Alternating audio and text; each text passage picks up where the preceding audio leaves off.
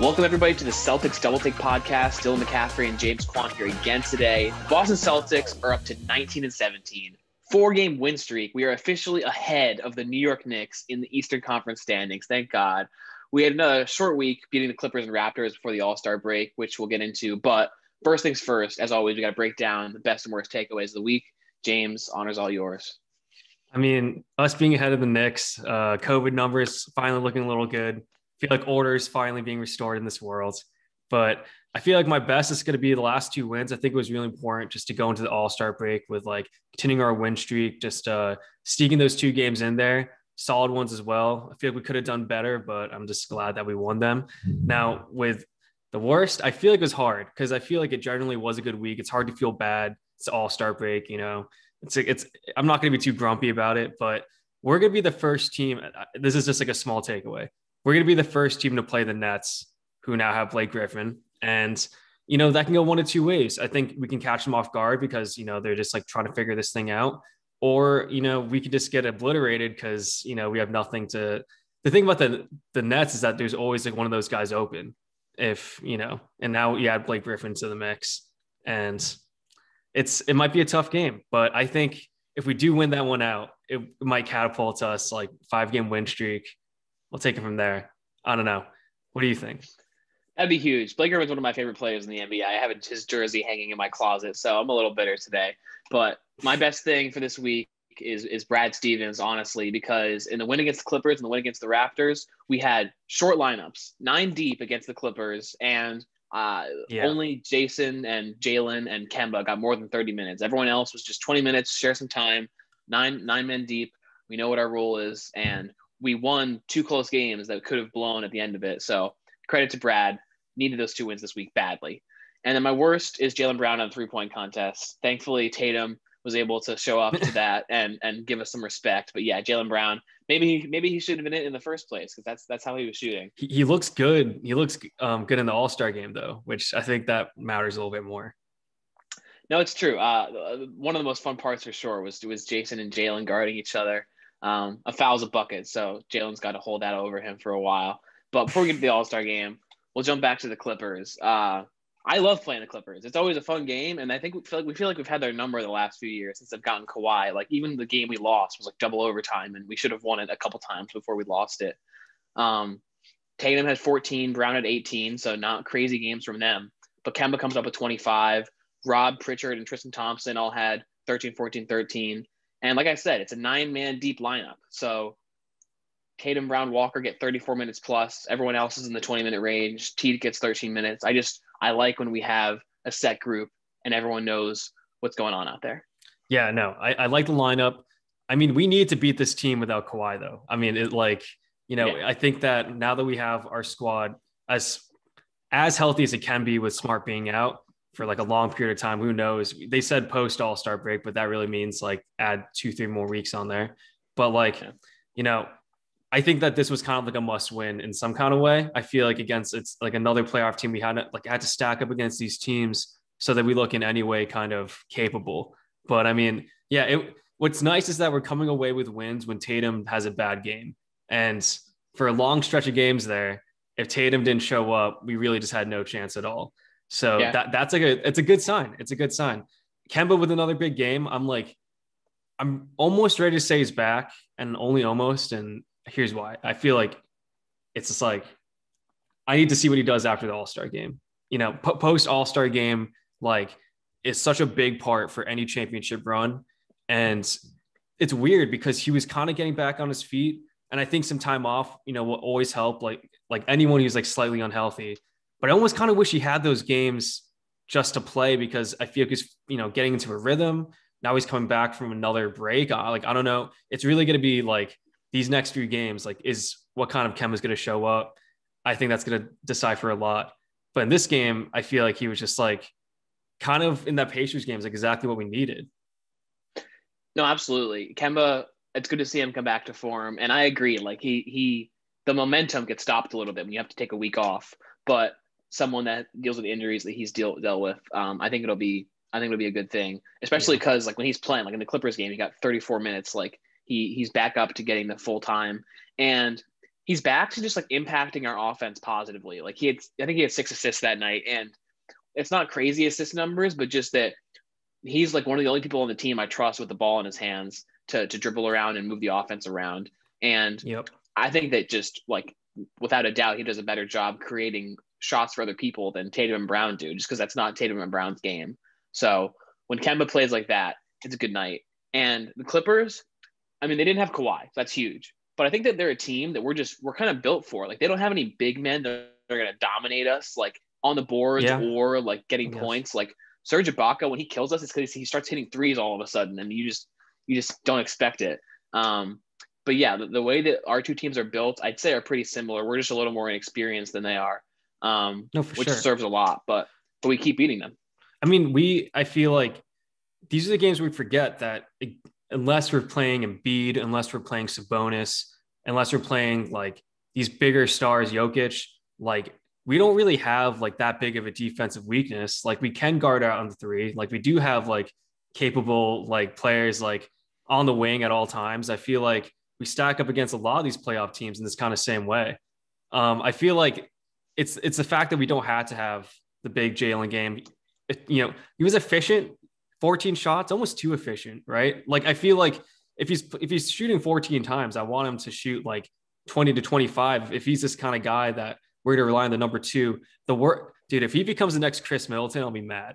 If it's just going to be this guy who just like, he's supposed to be the second guy and like, he can go off on any given night, but one out of every 3 games, he takes 12 shots and is kind of just like pedestrian, that's not good for us. So I feel like I want to see more authority from him, like just game to game. To be honest, like how many shots less do you think he should be taking than Tatum? I think that on a given night, like they should be taking easily the most shots, but I don't think that one of them should be taking more shots than the other. I think that it's when the ball moves over to them and who's guarding them. Yeah. I think that like at least this season, maybe I would have had Tatum over Brown before, but I think that Brown has like caught up to Tatum because even if he doesn't like score as high volume, he scores, I think, more efficiently. And so the Brown and Tatum argument, I think, has never been closer. Yeah, right now, no, for sure. I mean, and that's kind of, I know it's going to be an insult to what Tatum's potential is, but we're talking now. He plays 40 minutes in this game. And I feel like that kind of like, you start to think like maybe him playing like around 35 or less, like just trying to think of like the game he wants to play, that allows him to be more explosive, to attack the basket more. He has, more energy. Like if he's not, if it's true and he has grown 2 inches this year and he's getting used to like whatever kind of thing, or for whatever reason, call it COVID, he's talked about like his COVID battle is not easy, and it's like, if he is like winded out there and he starts putting up these shots and it's like, okay, clearly this guy's tired, confident, but still tired, doesn't have his legs underneath him, then maybe like we don't play Tatum 40 minutes for some time, which I think is completely okay. I just don't know why we're running him into the ground when clearly like he doesn't have the wind. Like he doesn't have like the same kind of like, I can go all game, I'm a young guy. Like it seems like those like 2-3 weeks off have really just like affected like what kind of shape he was in. So yeah, him getting 14 points, I think speaks to what you're trying to say. Like if he's too gassed out there, like it's a problem for us. But I said before, I do like that we played a shorter lineup. Like I like that we didn't try and throw Neesmith or like someone else out there like in his place to give him more rest. And if Pritchard more minutes. Yeah, well, yeah, I feel you. But in a game against the Clippers, like he's our best player. 40 minutes, that's nothing to me, except that he scores 14 points. But I also think it speaks to, if he's out there playing 40 minutes, he already like sometimes looks a little lazy on defense. So I don't know what his defense looks like panting at the 2-minute mark in the fourth. Who doesn't though? Rob Will, who played a better game than Tice once again, but just, I don't know, man, this experiment, I think it's going well. I love Rob Will. Rob Will is like off of my trade list for anyone we can try and get. He had 13 points that night. And like him and Tristan both putting up 13, like if we can just have a big man that can put up double digits like consistently and grab some boards, that's all we wanted since like even Al Horford like struggled to get the boards, even though he got the points for it. I've never been a Celtics fan when we've had like a very good center. Al Horford is the best we've gotten, and he's just more of a power forward. So apparently Robert it's not going to be Drummond. Is a treat. Yeah. He is like what we potentially might need. I heard Drummond is like probably going to go to the Lakers. So it's probably not going to That's be so him. dumb. That's so But I mean, we'll dumb. see. We'll see. Anything's possible. Gosh. I think we should talk about the Raptors. I think that this is kind of like, for me, this was a understandably close game. Like if this is game 20 of the season, I'd be kind of concerned. We need to blow out a team like this who has this many players out due to COVID protocols. Chris Boucher can't score 30 on us like that, but here's the thing. It's the last game before the All-Star break. Guys are mailing it in. Tatum scores 27 and 12. He shows up. Great game. I feel like I've seen all I needed from this game. I feel like I'll excuse the low effort. Like maybe they didn't want to be running after Chris Boucher and company. So Norman Powell. So, I'll give it the pass. I'm just glad we won. So in the Clippers game, we had 6 guys in double digits, which is very rare for us. And in the Raptors game, we had 7 guys in double digits. So that was huge. And yeah, Tatum had a great game. Grant Williams had the best game of his career. Grant Williams was looking like a sniper out there. He should have been in the 3-point contest over Jalen Brown after that game. Maybe. He's very deliberate in his form. And who would have thought? Jeff Teague. Huh? Jeff Teague. Good night from Jeff Teague. No, and I'm going to say, if you watch the game, though, Jeff Teague actually, Jeff Teague in this game was kind of like in those moments, I feel like he kind of came up when the momentum was shifting over. And because you didn't expect this guy to come out and those shots that you expect him just to miss now. When he starts making those, you're just like, oh, it's kind of hard for the other team to get something going. If this guy's scoring 14 points, makes you think. Now, your point guard can make open threes. It's huge. If he's the player he should have been, I feel like we're in a lot better of a place, right? But Pritchard, I think he's going to be a bigger piece post All-Star break. I feel like Brad giving him clutch minutes in some of these games, it just feels like it's going that way. I feel like that's he knows that this is, unless he's traded, which is also definitely on the table. Yeah.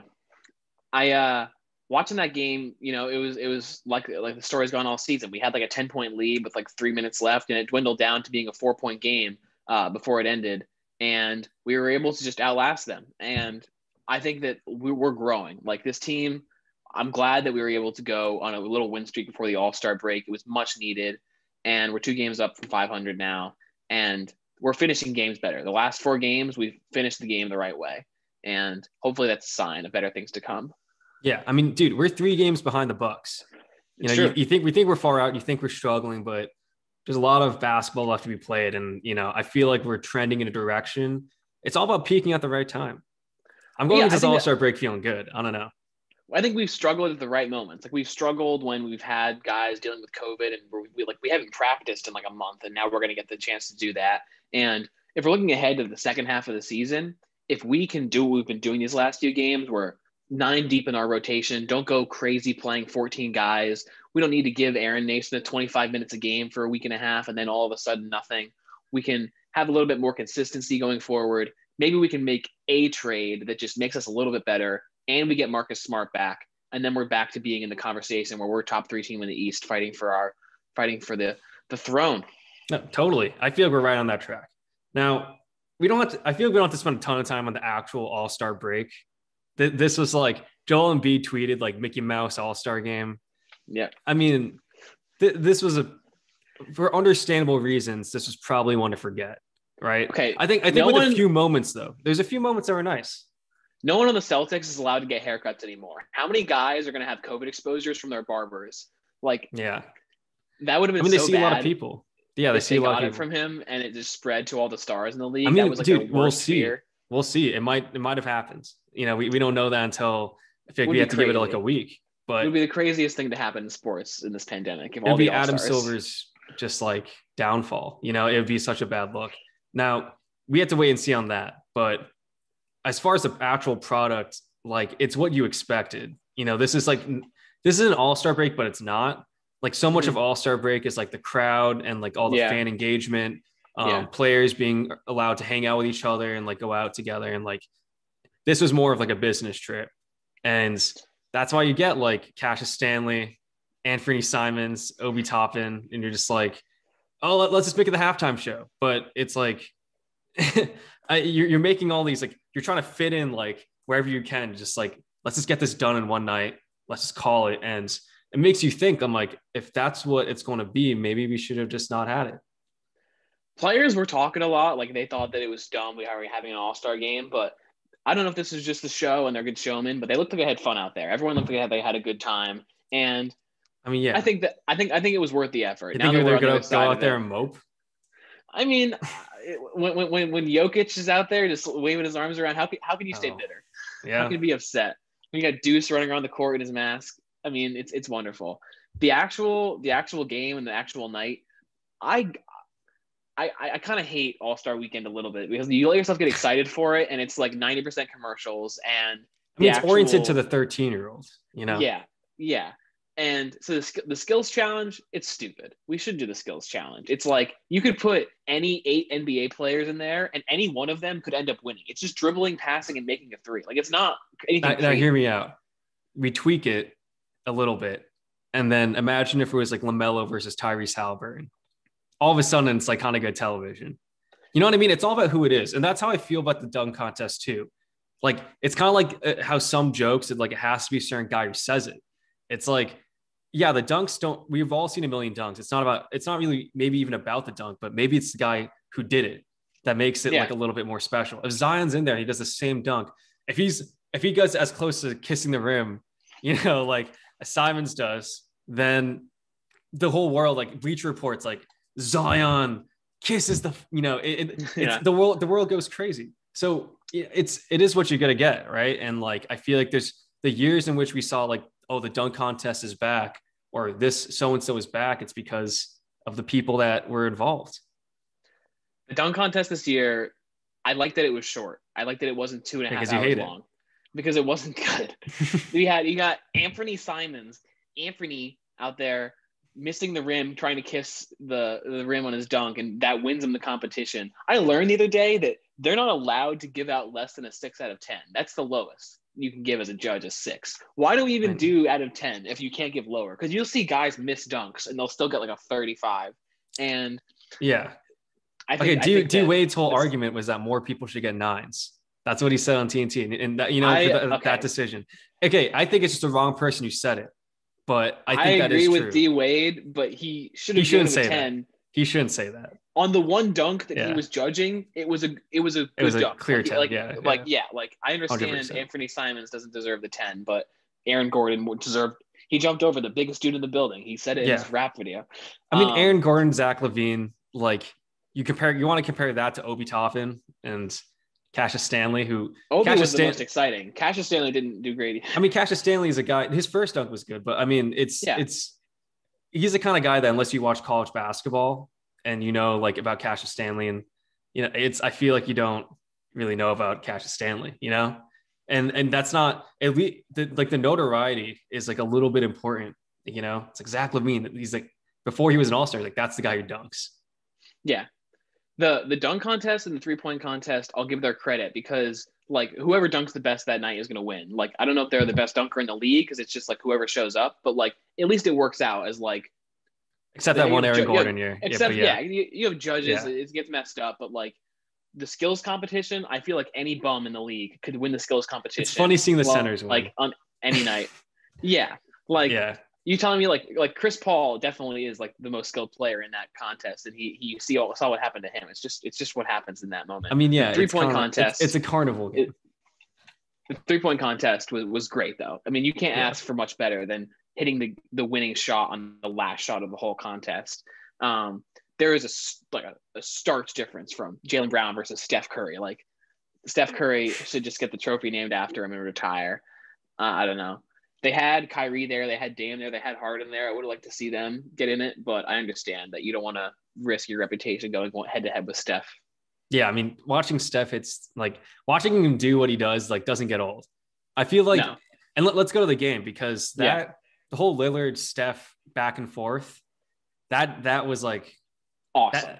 It's those moments you realize, like Steph is really that guy, like Dame is like we compare him to Steph and we always say like, is he better because of like Steph changed the game?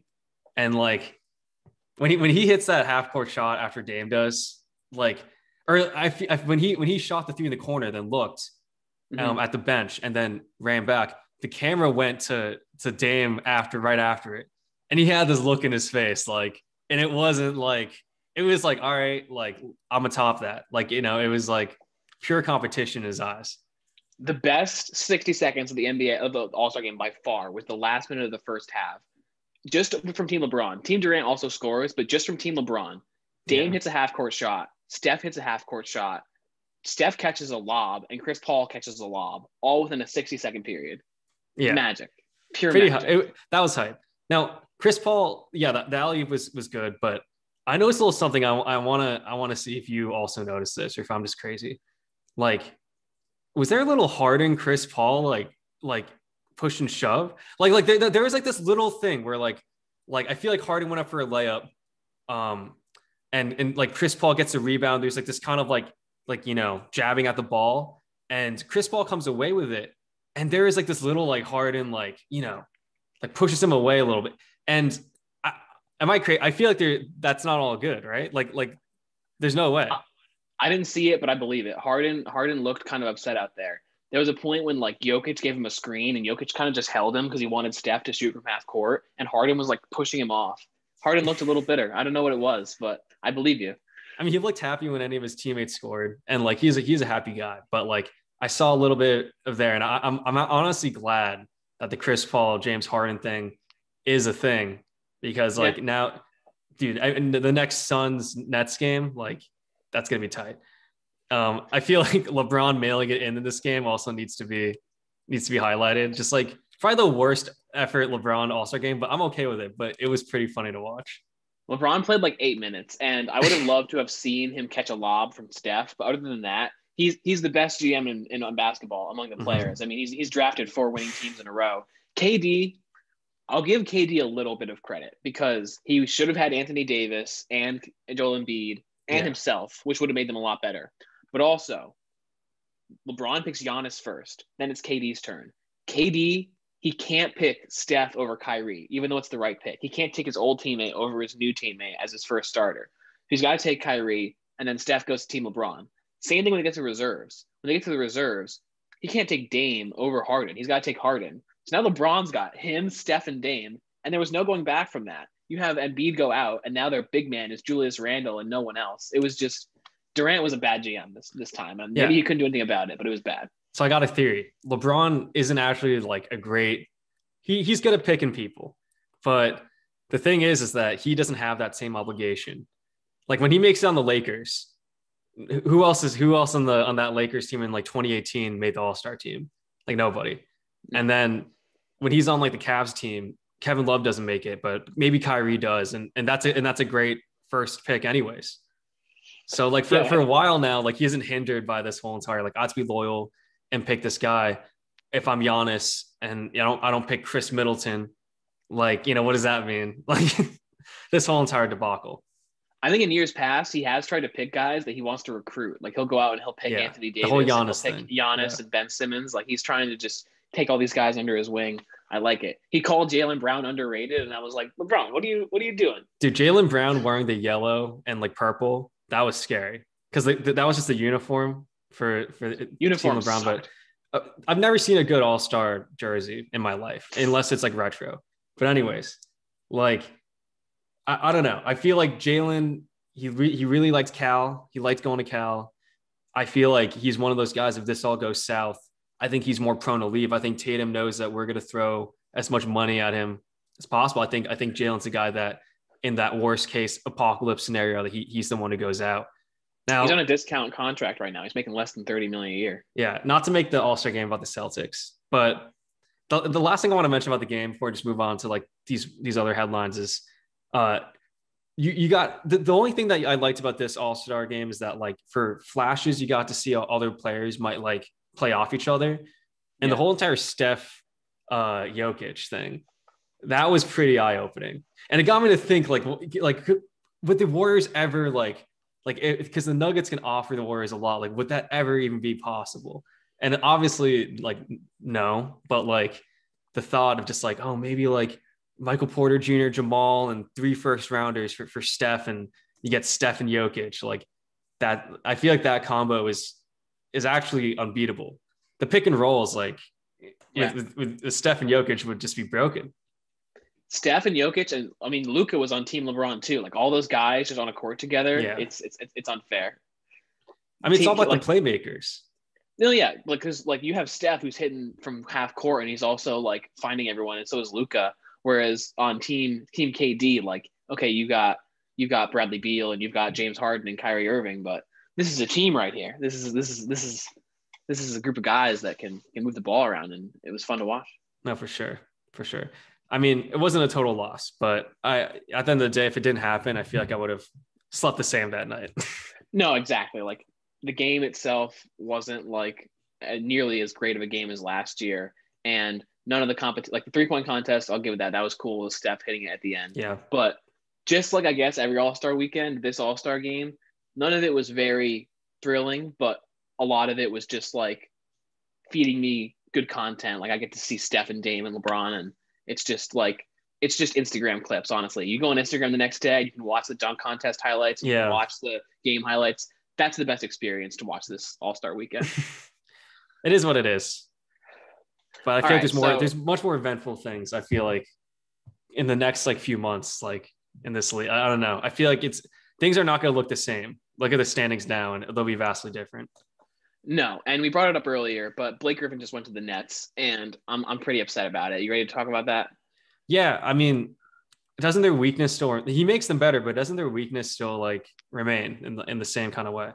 It's true. No, the best like person to complete that lineup would have been someone that can play like really good defense and hustle and like hit open threes and stuff. Whereas Blake is more of like a person you run the ball through, which is not what they were looking for. And so he doesn't really necessarily fit them that well, but it's just more talent stacked on their team. I'm less upset that they got a lot better and more just still bitter that like you look around the league, the guys that fly around this league, like you see Derrick Rose get traded for nothing. You see Blake Griffin walk for free and go sign wherever he wants. It's just frustrating to me that these pieces that keep moving around, that we can't catch one of them. Is Derrick Rose a perfect fit for us? No. Is Blake Griffin? No. Is Jeremy Grant? No. I understand like maybe Miles Turner isn't the perfect guy to get, but eventually just bite on someone and make us a little better. Bring us some talent. I mean, we had to have the conversation of like, how, like, do players want to play in Boston? That's something that we have to think about. Like that's number one. But number two, the more important factor though is Danny Ainge. And we've talked about before. I feel like he has to he's a power hitter.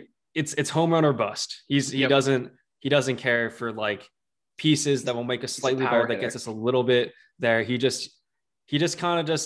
swings for the fences every time. And that's this kind of guy we have. We have to live by that. Now, in my opinion, it's kind of funny. I feel like the Nets got Blake Griffin, like one, because it makes them better, but two, because it means the Lakers don't get him. And then the Lakers end up being the favored ones for Andre Drummond, just because they can offer more money. And I feel like the Nets need Andre Drummond and the Lakers needed Blake Griffin. But if both these teams get the players that they're supposed to, I don't know. I still think that this whole entire, like, the Lakers on this losing streak, do they need Anthony Davis? I'm like, yeah, you're a lot worse without Anthony Davis. Like, no matter what team you are, I just think they're still the clear favorite, especially if they get Drummond. And this whole Blake Griffin thing, he's a great player, and he's definitely learned to like change his game over time, but he's not been that great this year. And I feel like with these athletic dunker, Sean Kemp style, rim runner, whatever type guys, when it starts to fall off a cliff, it never goes back up. They never have like a great season after like tailing off. I agree. The trade deadline is March 25th. So we have a little bit of time to see like what options we can run toward us. I was looking at, you hear that we're looking for Jeremy Grant. Jeremy Grant isn't like a solution like Andre Drummond would be for us, but he was someone that interested me. I put it through the NBA trade machine, which is a program I love to use. And I was having trouble for a while because we couldn't get him without giving up a starter. Like the least we could give is Tristan Thompson and like other guys. And then I learned that the NBA trade machine doesn't know about our trade exception. So that was a waste. The trade exception is interesting because we've got a year to use it. Like we don't want to miss out on guys like this and then end up using it on someone that like isn't really as exciting as we could have had. But I look at Jeremy Grant, and I don't know if he's the guy for us because he's a playmaker. He's scoring well this year, but this is his 8th year in the league. I know he's only 26, but this is his 8th season. So I don't know if we are going to see his ceiling raise much higher. He doesn't get a lot of rebounds. He shoots a low percentage. He's on a bad team, taking a lot of shots and scoring over 20 points for the first time. So I'm a little afraid. Actually, I was going to say I'm a little afraid that we're going to give up too much for him because we're desperate. But I don't think Danny's going to do that. I think we're just not going to trade for him. That's what I think. I mean, that's first of all, yeah, I don't believe that because I feel like the Pistons moved Blake Griffin because it's Jeremy Grant's team. And they're theoretically trying to build something. That's what they're saying. And like, what they're doing doesn't make a lot of sense. They offer Mason Plumlee enough money to buy 4 mansions for some kind of reason. And then like, they say like Jeremy Grant's our guy. I just don't know like what makes sense in the Pistons organization, and like just letting Blake Griffin kind of go for nothing. You can point out a lot of reasons why like they're kind of all out of whack. And I feel because of that reason, they'd be naive enough to say that we're building around Jeremy Grant. They've given him the money. I think they believe in him. I don't think they're giving him away. I feel like we have to look at the Kings because the Kings, they're either trading Harrison Barnes or Buddy Hield. One of them's happening. Yep. I don't know what you do if you're the Kings, but I think it's worth asking the question, like, is he worth it? And I feel like Harrison Barnes, I think it has to start from there because I don't know. I have mixed feelings. It's a tough comparison. I don't love either player as a fit for our team. The Pistons are such a lost franchise. Their best players the last 3 years have been Derrick Rose and Blake Griffin, and they've had different chances to trade them at different deadlines and stuff. And they ended up getting Dennis Smith Jr. for both of them combined. They just let Blake go, and they got Dennis Smith Jr. for Derrick Rose. So just complete mismanagement by them. I don't know what they're going to do with Jeremy Grant. Hopefully something stupid so we can get him for cheap. But no, they paid him. They're keeping him. He's the future. Harrison Barnes is not a stretch 4, which I think is what we need. He is a scorer that can come off the bench and give us something, which we also need. But I'm not that excited by him. It's not a home run from Danny if it was going to happen. And I think that he's overpaid. I mean, maybe Jeremy's also overpaid. Maybe everyone's overpaid. But I hate that. I feel like we'd be settling for Harrison Barnes. Buddy Hield excites me more than Harrison Barnes, I think. No, I agree. I don't feel like Harrison Barnes solves our problem. And I feel like it's for a pretty simple reason. Like, he's at a position that's similar to Semi Ojeleye, Grant Williams. Like, that's his position, right? That's the kind of role he's going to play. He might be better than those players, but is his salary better? Is he like, how many notches ahead is he like better than Semi on a good night or Grant on a good night? Is he really going to be that much better? Like, I think he is better. Don't get me wrong. I'm not trying to compare Grant Williams to Harrison Barnes and say that it's a great comparison, but you have to ask the question. If this is your big move, like, how much better did you really get? Like, he's at the position that you're at. He's making 20 times more than Grant Williams. Is he 20 times better than Grant Williams? Like, not every night. It just doesn't, I don't know. That one doesn't make sense to me. I don't know how that's gained so much steam. I've never really understood it. The Buddy Hield thing is totally, now this is why I feel like it's not going to happen. I think it's a really stupid reason. They're not going to, who are they going to sit? Right. And the natural guy to pair up with Buddy Hield is Marcus Smart. It just makes sense. Now they're not going to sit Kemba though. No. And that's a hard thing. It makes sense for me. I think Kemba playing more limited minutes off the bench against a second unit, that excites me. I want to see more Kemba and Pritchard in the same lineup. I think they play pretty well together. I think that like if one of them's found to be open with Kemba being at full strength and playing like a solid 28 minutes and where he goes all out. I just feel like that's a direction that's too smart. That makes too much sense. That will never happen because of pride at the end of the day. I don't think that we're ever going to get to a place where we bench Kemba, like it or not. Like, he's one of the only guys in this team that gets over 30 minutes. And I agree that Smart and Buddy Hield would be like a force. But I think that maybe Buddy comes off the bench, and I'm just coming off the wary. bench. He's not going to go somewhere to come off the bench. I'm wary about trading for guys that are just like Brown and Tatum, like where they're just going to provide points for us. Like I'd love someone like Hayward that can do more. I know that Hayward, it's like didn't feel like he fit ever, but I think that because he was just too good for the role we gave him. But someone that could move the ball around and also like provide some interior defense and rebounding, I think is more important than just pure scoring. I mean, he's not just a. I'll give him a pass on being on the Kings. You know, like I feel like give him a team. Let's see what he does. He plays with Tatum and Brown. I think he's moving the ball. I don't know. I think Thaddeus Young's another guy that is being talked about that is intriguing. The Thaddeus Young thing, I just don't know if the Bulls are going to get rid of him because, I mean, they're not – I think they're trying to make the playoffs right now. So I don't know if that makes really sense for them. But, like, I think he's exactly what we need if I'm being honest. He's kind of like the Walmart version of Al Horford. If I had to make a prediction for what we do at the deadline, I would predict nothing over like something big. Of course. No, I agree.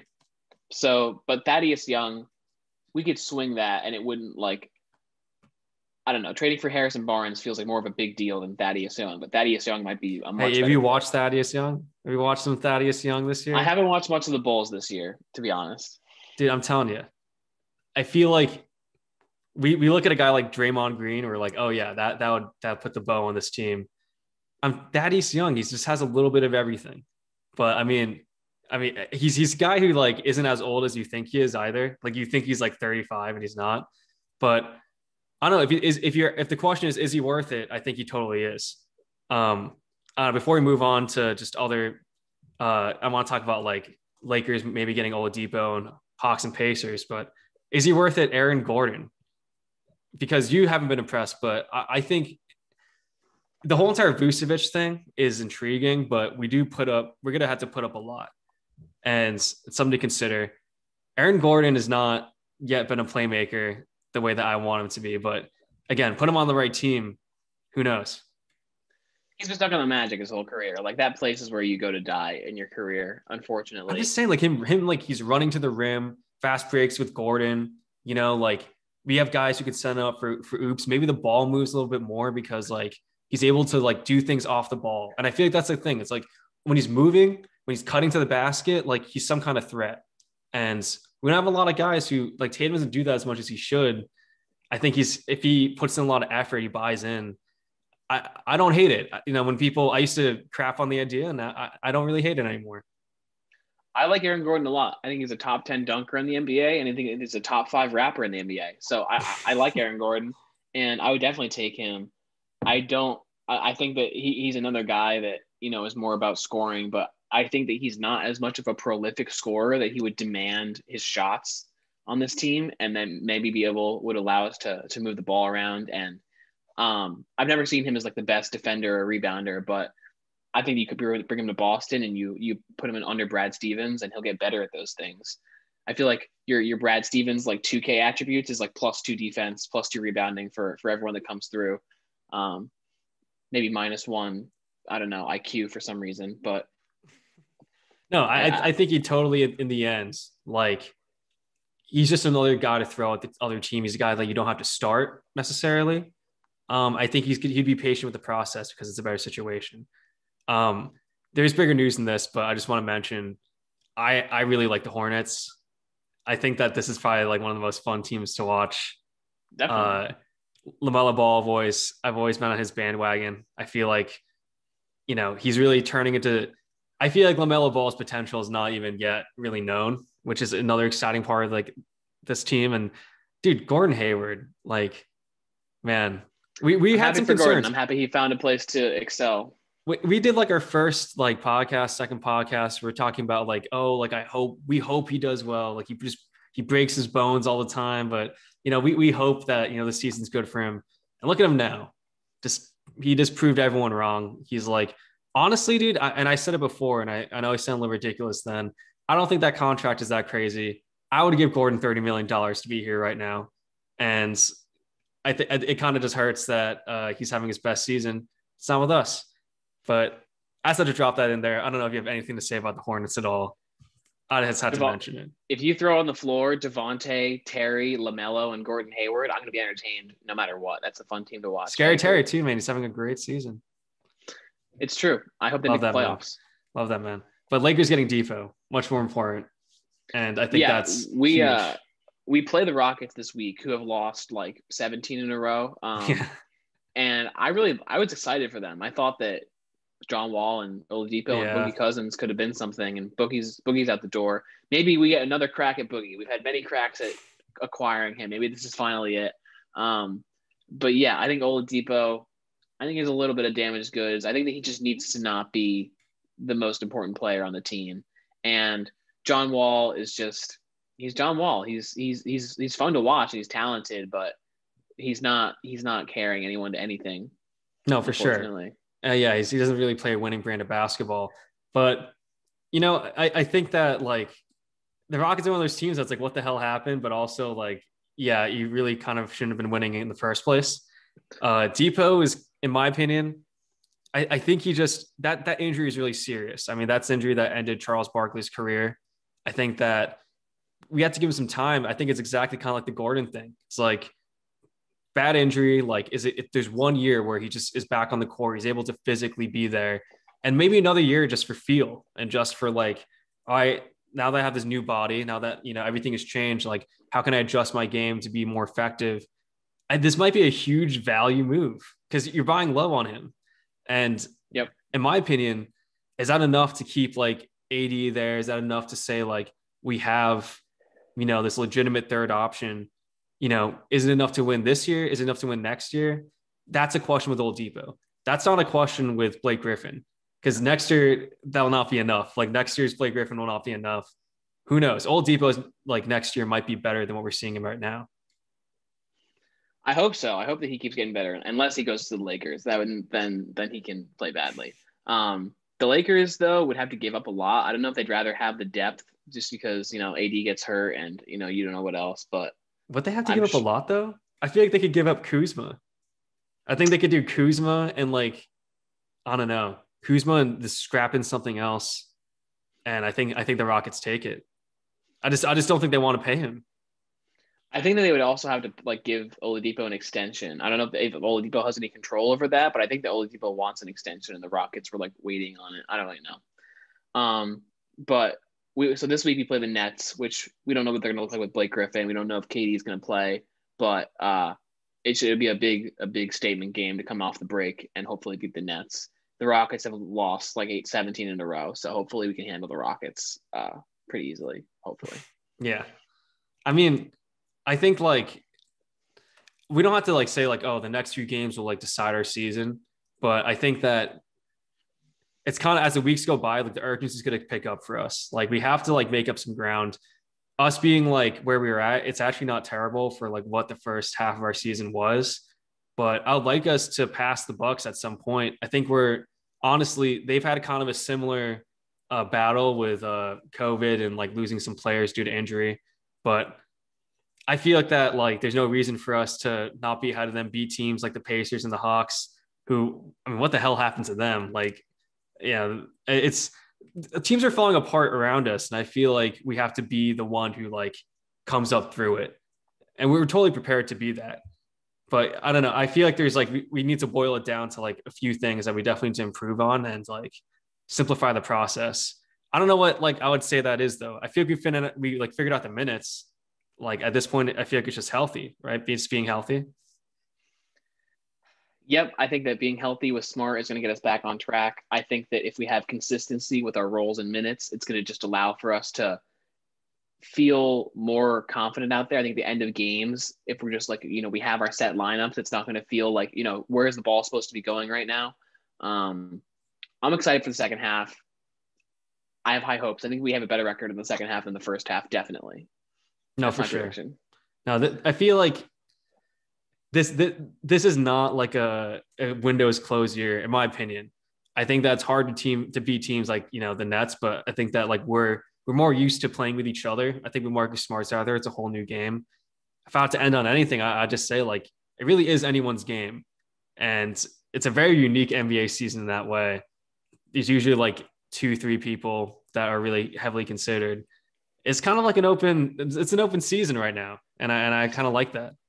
We have 17 days until the trade deadline. If we can go on a little bit of a win streak here, then Danny Ainge might have the motivation he needs to be in win now mode and go make a trade. So we'll see what happens over the next 17 days and over the next week. But the All-Star break was fun, and I'm feeling good coming out of it. So we're in a good place. Agreed.